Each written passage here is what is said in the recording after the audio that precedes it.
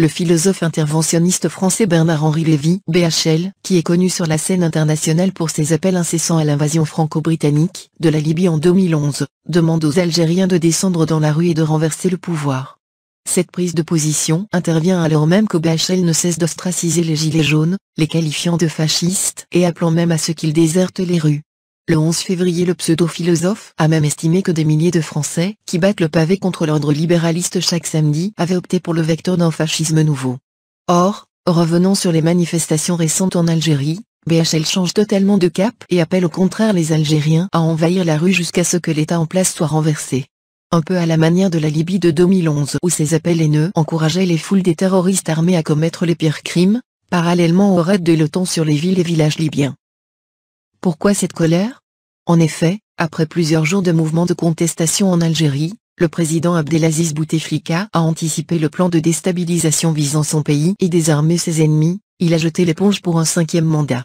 D'où le coup de colère des figures telles que Bernard-Henri Lévy liées aux événements du printemps arabe. Peu après la décision de Bouteflika de renoncer à un 5e mandat, BHL a déclaré dans un message sur son compte Twitter que tout dépendrait de la mobilisation des Algériens, une manière de provoquer le peuple algérien à continuer ses manifestations. Le message de BHL rappelle ses prises de position avant l'intervention franco-britannique en Libye visant à sa libération et son bonheur.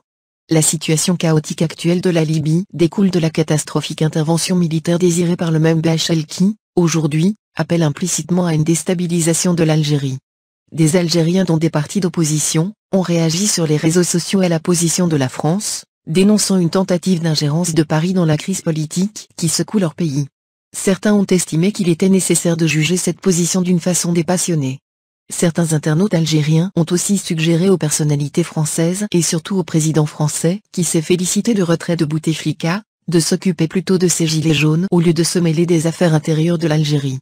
Selon des sources concordantes citées par Algérie Patriotique, le président Bouteflika devrait annoncer, dans les prochaines heures ou les prochains jours, la dissolution des 2 chambres du Parlement.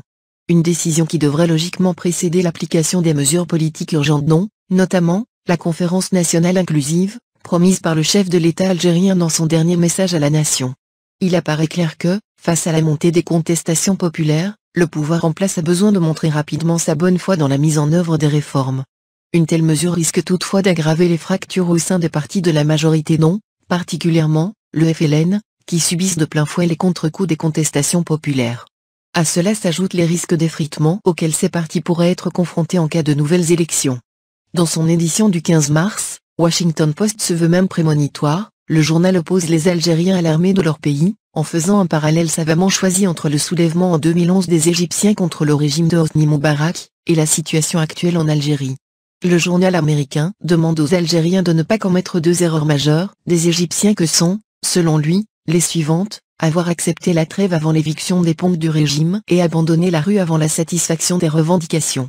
L'appel est très clair, les États-Unis incitent à ce que les Algériens restent dans la rue jusqu'à ce qu'un incident propre à se transformer en une confrontation éclate.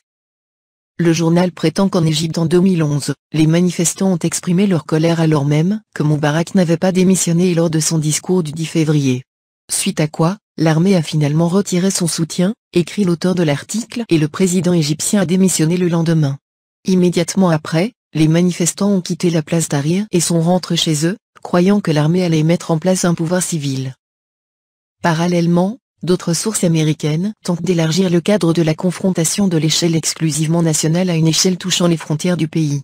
Le site américain soi-disant spécialisé dans la lutte antiterroriste, appelé FDD's Long War Journal, relève les tentatives d'AQMI de refaire surface en Algérie.